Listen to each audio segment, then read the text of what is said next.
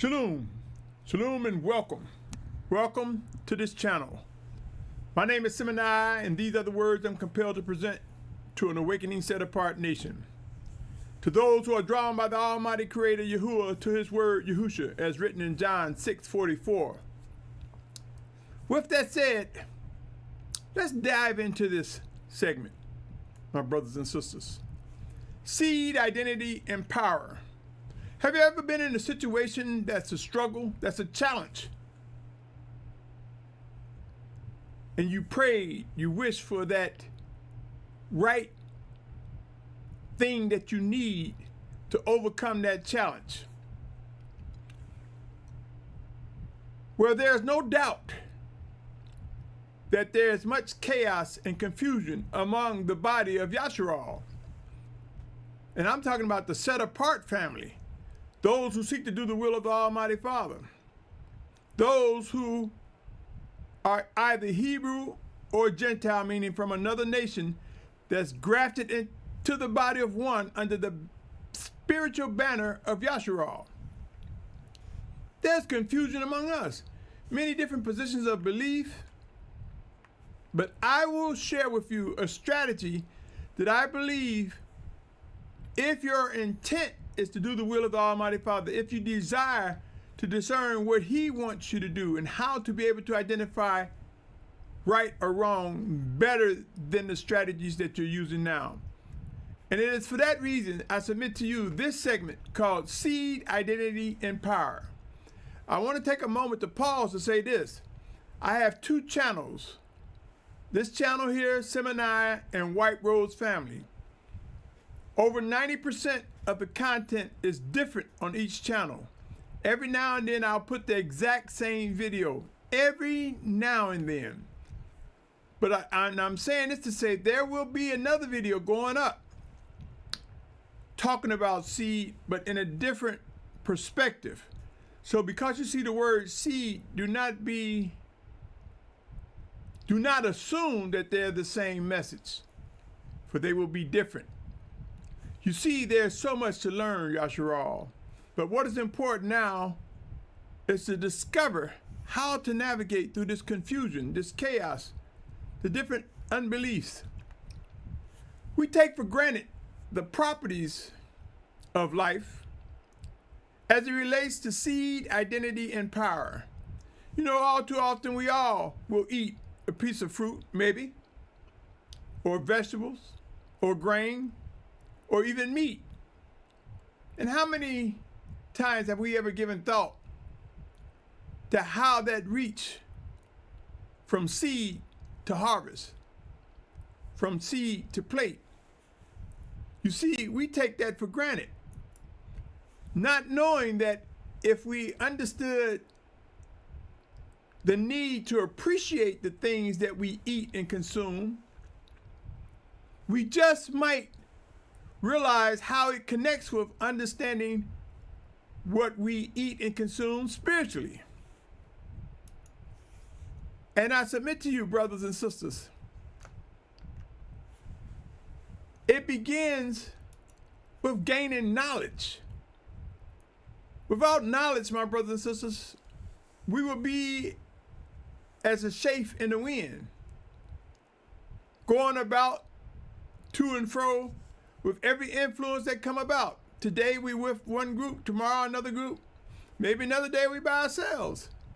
Yahusha, look around at the chaos that is ensuing. Look at the civil unrest that is going on. Look at the violence, the wars, the rumors of wars. Look at the pestilence and diseases around us. Look at the famine that is growing. And many people don't look at these things. We take things for granted. The time is now, my brothers and sisters, to understand what we must do in the coming days ahead. I use Proverbs 1:7 often to emphasize the beginning of knowledge, my brothers and sisters. You see, it begins with fearing the Almighty Father Yahuah. When we fear Him and seek to obey Him, seek to worship and obey Him and discern His living presence in us, and working through us one towards another, when we begin to recognize this, my brothers and sisters, we'll begin to stop taking seed for granted. In the midst of uncertainties, chaos, civil unrest, and diverse battles, we will seek what is set apart and true. As we begin to see loved ones suffer, we may find ourselves suffering. End times will prove the need to recognize the importance of identity. You see, my brothers and sisters, if we can identify the seed of the matter, our expectations are shaped better and we see things more clearly. Our final days are before us, and we will realize the need to value each day remaining. Let us press into discovering how these components are important, how seed is important, how identity is important, from the foods we eat to the people we find ourselves in the midst. And we will understand that when we can identify, when we know the identity of the seed of a matter, then and only then can we witness with understanding the power behind the seed, the power behind what the Almighty Father has set forth. Remember, tending to a garden with the wrong seed will result in time that cannot be regained. Literally, my brothers and sisters, though we may not have a garden, we so urbanized or used to being in the city. Some of us may be clueless. Though we have a garden, some of us still may take that garden for granted. But those who understand what it is to plant and grow food, whether they do it or don't, those who understand that food begins with a seed, but more than ever, it begins by the creation of the Almighty Father, will realize if we caring for the wrong seed, it'll be a waste of time, time that cannot be regained. Let us choose the right starting points and be mindful that one plants, one waters, but it is Abba Yahuah who gives the increase. This is written in 1 Corinthians 3:6, and we will visit that in a moment. But let's get into this even more so, my brothers and sisters. Stay with me. Are you aware that a seed, no matter how small, can lead to splitting the rock? Do not underestimate how a seed, when nourished with water, is able to make many breakthroughs when that seed begins to flourish. But I want you to remember, the word of Abba Yahuah is often recognized as water. It is by his word things are established. If you search out the scriptures, you'll see that there are times interchangeably that the word of Yahuah is also compared to water. And I tell you that a seed needs water to flourish, to make breakthroughs. Just as a natural seed needs natural water, we need the word of Yahuah to make the breakthroughs in life, to experience deliverance from strongholds. Yahusha, let us be mindful that in the beginning, seed was created for life. Here's an excerpt. Genesis 1:29. Let me take you there, my brother, my sister. Let me take you to visit. Genesis 1:29. It reads as such. And the Almighty One said, see, I have given you every plant that yields seed, which is on the face of all the earth, and every tree whose fruit yields seed. To you it is for food. Our natural and spiritual needs will always be fruitful as Abba Yahuah sees fit, my brothers and sisters. Do not take for granted The beginnings, my brothers and sisters. The beginnings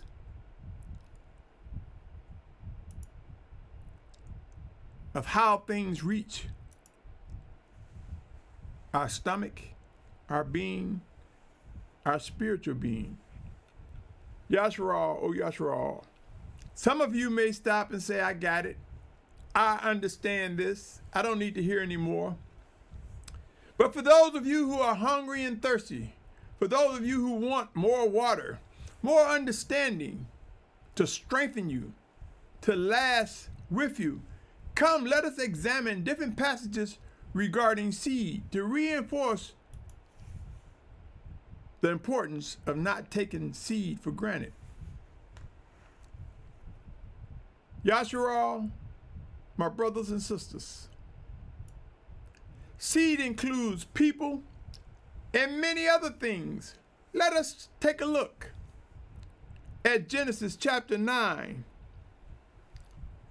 verse 9 through 11. Genesis chapter 9, verse 9 through 11. It reads, And I establish my covenant with you and your seed after you. Here we're talking about the offspring,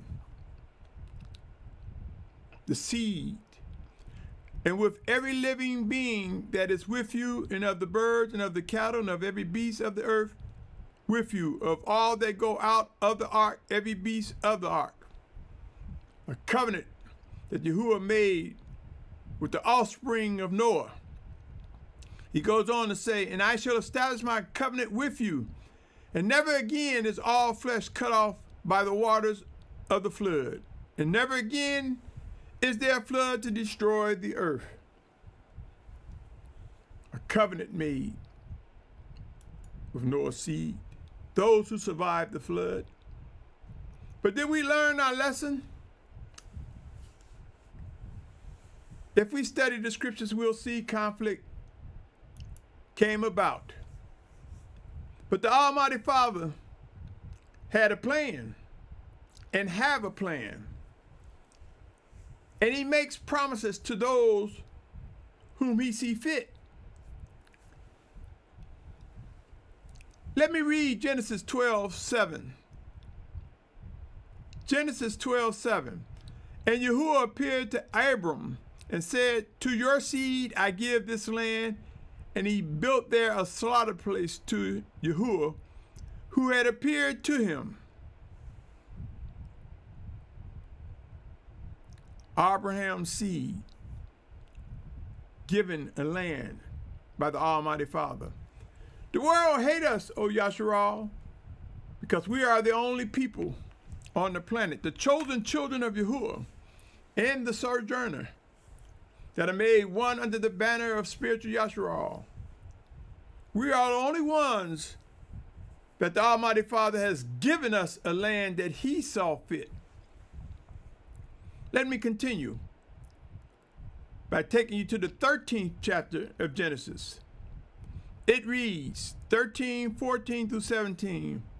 And after Lot had separated from him, Yahuah said to Abram, Now lift up your eyes and look from the place where you are, northward and southward, eastward and westward.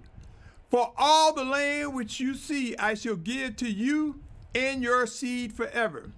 I shall make your seed as the dust of the earth, so that if a man could count the dust of the earth, then your seed also could be counted.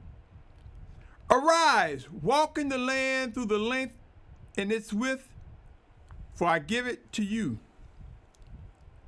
My brothers and sisters, how many among us have given consideration to what it takes to make these promises come to reality? The promises of Abraham's seed, taking possession of a land that is given to them, managing, cultivating it, utilizing it for the life that the Almighty Father provides. You see, we don't think about the details and the processes, but end times will demand attention to the realities of what is promised. Let us begin to envision the details which make these promises alive. Yahusha, let me continue. The seed goes through a process. Let us not take these processes for granted. Let us realize that as we grow to learn and understand, there are things that must be done. There's a lot of work to be done in this set-apart life. But let us be able to identify the tasks, the assignments that are given to us by Abba Yahuah, especially for a time such as this. Come, let's consider more regarding seed, my brothers and sisters. Seed, a word that is oftentimes taken for granted. Isaiah 43:4-5 says, "Since you was precious in my eyes, you have been esteemed, and I have loved you, and I give men in your place and peoples for your life. Do not fear, for I am with you. I shall bring your seed from the east and gather you from the west." A promise made by the Almighty Father. For such a time as this, there are those who believe that has already taken place. But remember, the scriptures tell us that Yahuah changes not. Just as he had scattered and gathered Yasharal in times past, we will witness a final exodus. We will witness the need as individuals and as brothers and sisters, as a family, as a set-apart nation. We will begin to recognize what's the expectation, what is the identity of the seed of Abraham. I believe it is important to examine the parable of the seed, for it gives some strengthening instructions that can be encouraging if we are indeed able to understand these words. Allow me to continue. Let's dive into the parable of the sower. Sower is a planter, for those of you who don't understand. The parable of the sower. Come with me to Matthew 13, verses 1-9, as I read them. Proverbs 13, 1-9 reads, "And on that day Yahusha went out of the house and sat by the sea. And large crowds were gathered together to him, so that he went into a boat and sat down, and all the crowd stood on the beach. And he spoke to them much parables, saying, See, the sower went out to sow. And as he sowed, some indeed fell," he's sowing seed, my brothers and sisters. "Some indeed fell by the wayside, and the birds came and devoured them. Others fell on rocky plains, where they did not have much soil. And immediately they sprang up, and because they had no depth of soil. But when the sun was up, they were scorched, and because they had no root, they withered. And others fell among thorns, and the thorns came up and choked them.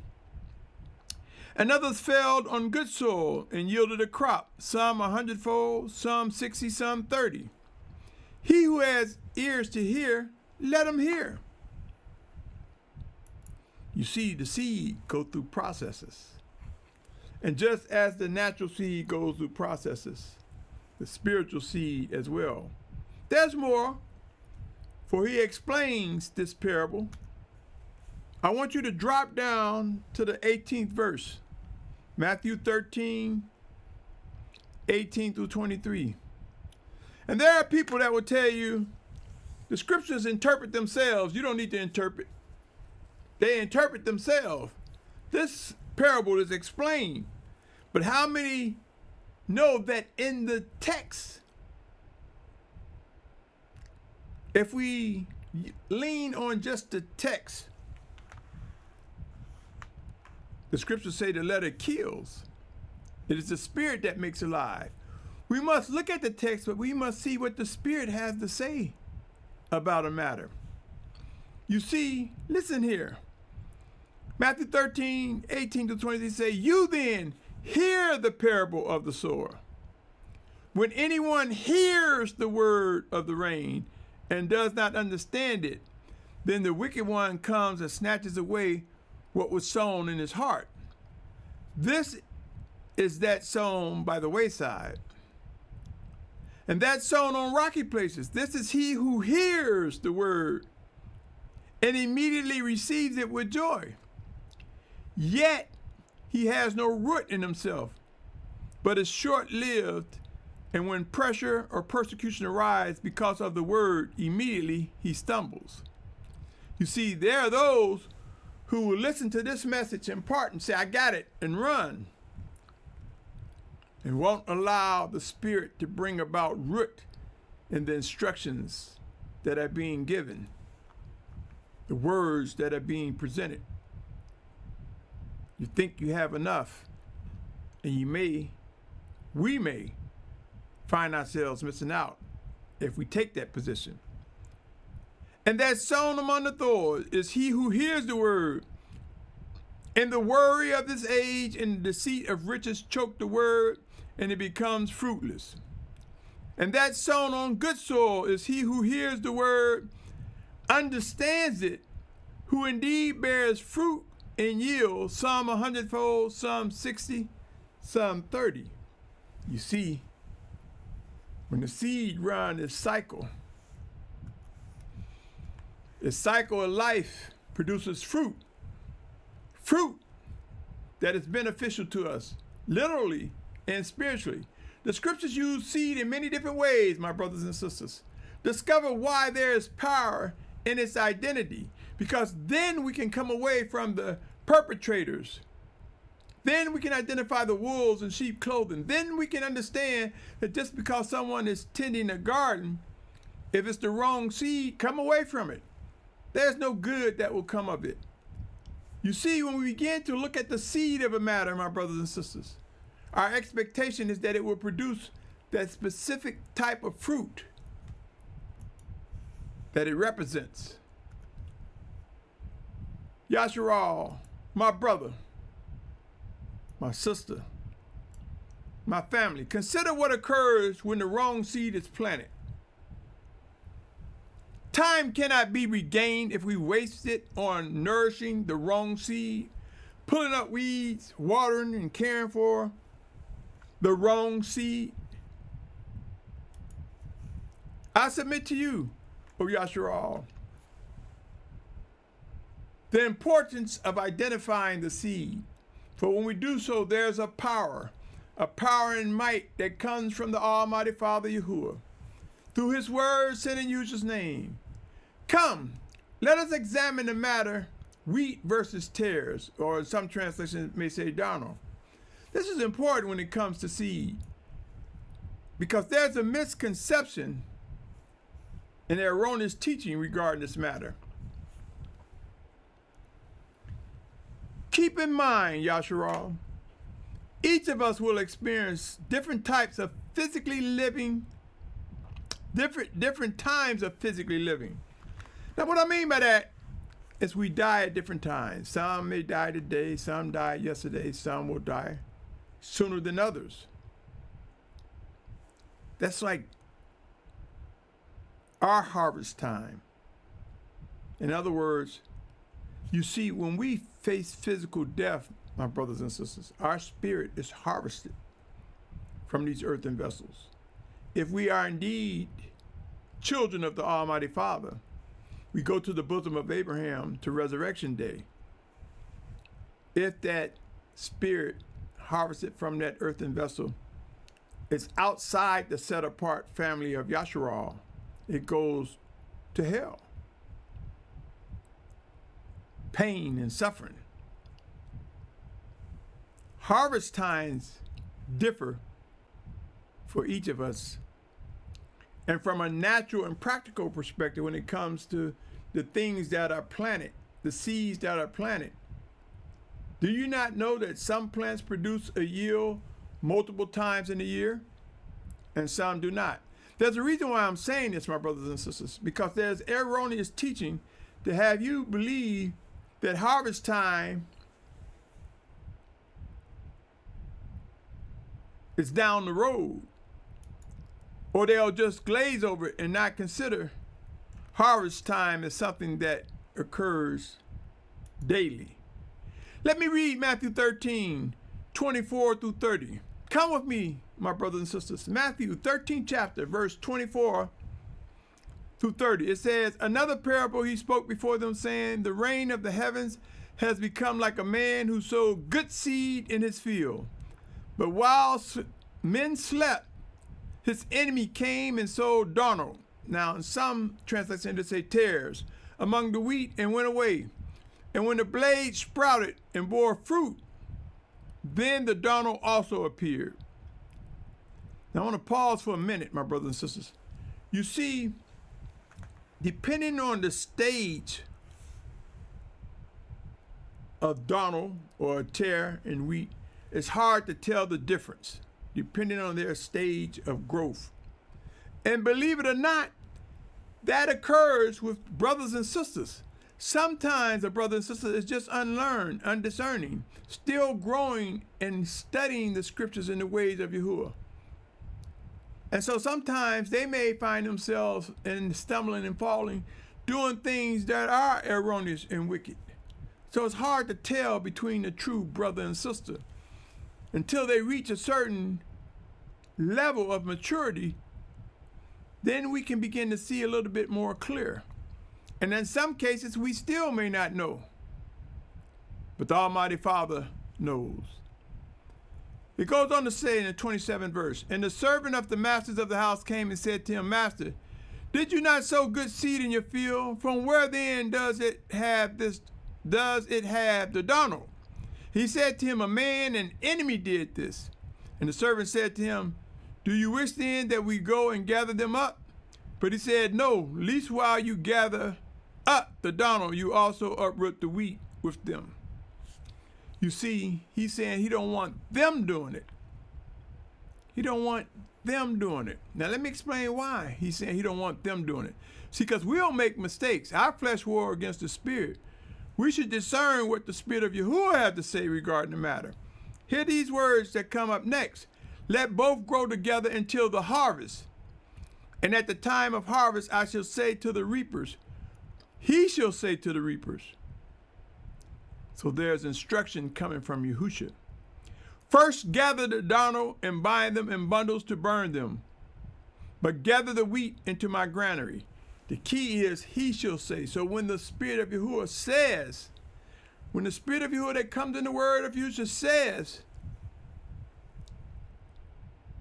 to the reapers, gather the darnel, we will, or the tare, we will understand there will be times when Yahshua will be gathered together to come away from the tare. There are degrees of maturity. There are degrees of which we must find ourselves in motion, especially during these final days as it relates to the final Exodus. Beware, there are wrongful teachings on this matter that fuel compromising communities, fellowships, camps, groups, etc. Let us be mindful there are many harvest times. And what I mean by they fuel compromising gatherings is they want you to think that the harvest is not going to happen until Judgment Day. They want you to believe, oh, nobody's perfect. You're not going to find a perfect assembly, group, or fellowship. So they encourage you to stay so they can swell in numbers with no regard to what the Spirit of the Almighty Father is saying as it relates to set apart ones versus wicked ones.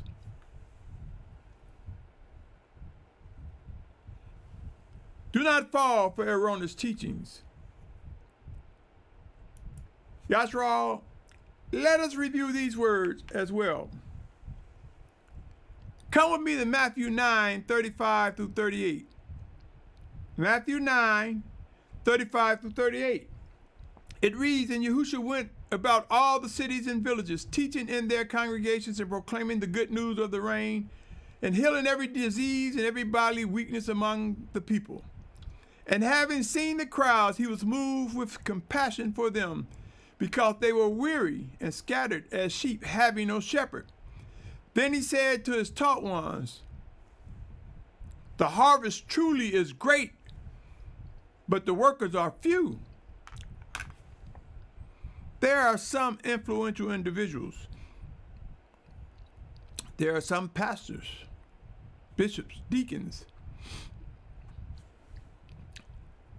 telling people to go out there because the harvest is great. Need workers like you. Get out there. Go door to door, go on street corners. But they fail to realize what the rest of this passage says. Pray then that the master of the harvest would send out workers to his harvest. You see, how many of us given thought to the process for getting to a harvest? What process occurred in the individual? What seeds were planted in the mind and the spirit of individuals to make them thirsty and hungry, ready to draw closer, ready to represent a harvest? In other words, the results of coming together in unity. Did you know some seeds produce multiple harvests in a year? And I want you to know this, my brothers and sisters. When we take seed for granted, we sometimes don't realize how it will produce. We sometimes don't realize what happens even when we eat the fruit. What about the plant left behind? You see, we don't take under consideration the dynamics of life from beginning to end. And soon and very soon, we will realize the importance of what it takes to preserve life, as the Almighty Father will have us preserve life, to seek the life in Him and not be worried what man can do to us. Yahusha, oh Yahusha, multiple harvests. Could that also be talking about being mature and demonstrating the fruit of righteousness and getting tired and weary and weak? But through us fellowshipping with one another, through us being refreshed by the Spirit of Yahuah working in us, through us, one towards another, do we not come forth and produce another harvest by producing more fruit? Our lives will be up and down, but in the discipline of the Almighty Father, we will witness being refined as pure gold. We will witness rising up renewed day by day. We will soon witness the 144,000 in great multitude as mentioned in Revelation 7 chapter. And we will understand the power and dynamics of the seed. For in recognizing its identity, we will know what is needed and witness its power. Let us take a look, my brothers and sisters, at Ecclesiastes 3, 1 and 2. Ecclesiastes 3, 1 and 2. For this is important when we talk about seed identity, and it's important. You see, my brothers and sisters, each of us will recognize assignments, tasks given by the Almighty Father. And collectively, the task will be for the whole. Ecclesiastes 3, 1 and 2 says, for every matter there is an appointed time, even a time for every pursuit under the heavens, a time to be born, a time to die, a time to plant, and a time to uproot. There's a time and season for all things. What say you, O Yahusha? Will you be able to recognize whether you are planting a seed or whether you have an assignment to do something else that contributes towards the life that the seed can bring forth? I want to also present these words to you, Yahusha. 1 Corinthians 3, 1 through 9. Come with me, O patient listener and viewer of this message. 1 Corinthians 3, 1 through 9 says, and I, brothers, was not able to speak to you as to spiritual ones, but as to fleshly, as to babes in Messiah. I fed you with milk and not with solid food. For until now you were not able to receive it, and even now you are not still able, for you are still fleshly. For since there is envy, strife, divisions among you, are you not fleshly and walking according to man? For when one says, I am of Shalum, and another, I am Apollos, are you not fleshly? What then is Apollos, and what is Shalum? But servants through whom you believe, as the master assigned to each. Now hear what he says. I planted, Apollos watered, but the Almighty One was giving growth. Some translations say, I planted, Apollos watered. No. The Almighty One, in this translation, the scripture version says, Elohim was giving growth. Some will say gives the increase. This is true, my brothers and sisters. He goes on to say, neither he who plants nor he who waters is any at all, but the Almighty One who gives the increase. And he who plants and he who waters are one, and each one shall receive his own reward according to his own labor. For we are fellow workers of the Almighty One. You are the field of the Almighty One, the building of the Almighty One. Yahusha, O Yahusha.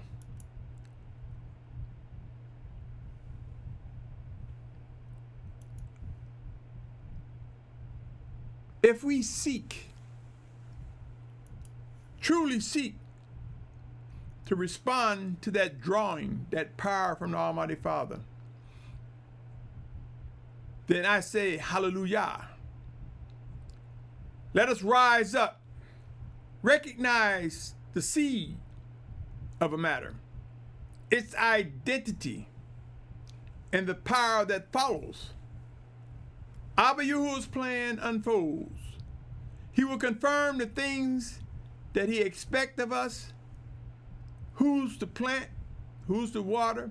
He will demonstrate by even using us to show how increases will come.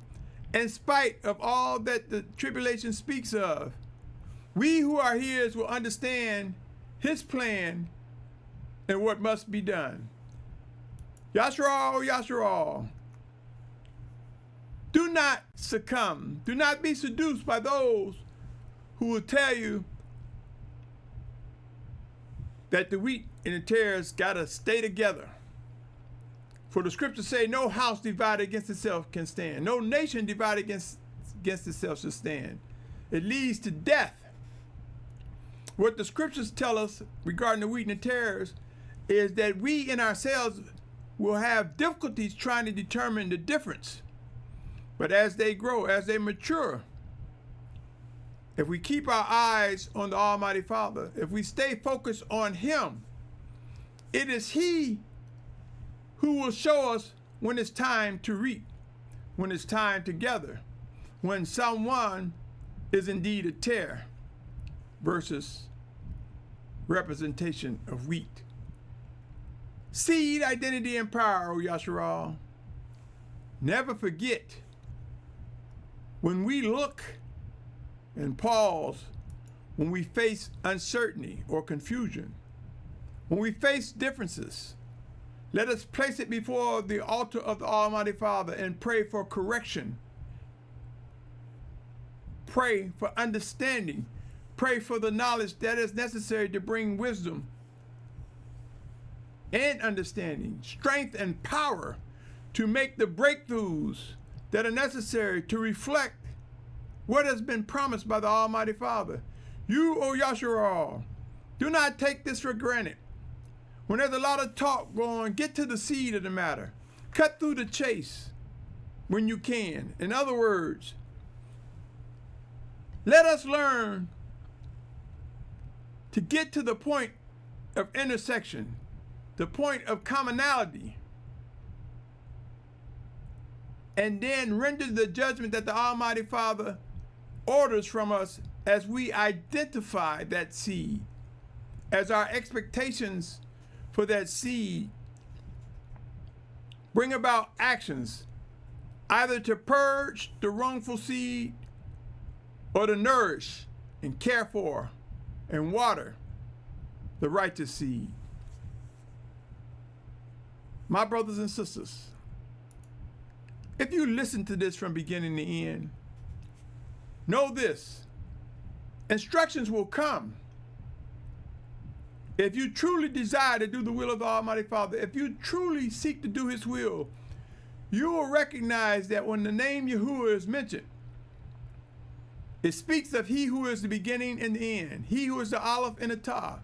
When the name of Yahuah is mentioned, it speaks of Spirit everywhere at all times, who chose to communicate by manifesting His word, no Trinity, manifesting His word to walk among us in a period of time, to face a sacrifice, and upon resurrection, Yahuah sent His Spirit in Yahusha's name. By using Yahusha's name, we identify the means in which the Almighty Father created for us to communicate with Him. It is through His word. His word is indeed Yahusha, no Trinity. And when they say Son, it's letting you know a part of. Man have tampered with Scripture such that I'm not quite sure that the original text said Son. Maybe it did. But I will say this: Yahusha and Yahuah are one. When we say Yahusha, we're talking about the manifestation of His word and the Spirit before us. This is one of the reasons why John 12:32 says, if we lift up Yahusha, He'll draw all men to Himself. For He is our mediator, our sovereign, our king. It is through the word of Yahuah that we receive life everlasting. On that note, Yahshua, pray earnestly, for understanding will come, and you will find yourselves navigating away from confusion and chaos. You will find yourself knowing when He prepared your table in the midst of our enemies, how to govern ourselves, how to respond. Yahshua, Yahshua, stay tuned. This series continue. Everlasting to everlasting requires ongoing and on-growing work. On that note, I thank you for your patience, your tolerance. I pray for each of us to grow in discerning the voice of the Spirit of Yahuah that comes in Yahusha's name. I pray that we are encouraged and that we recognize end times are here. Soon and very soon, we will see the physical return of Yahusha. On that note, Shalom, my brothers and sisters. Shalom.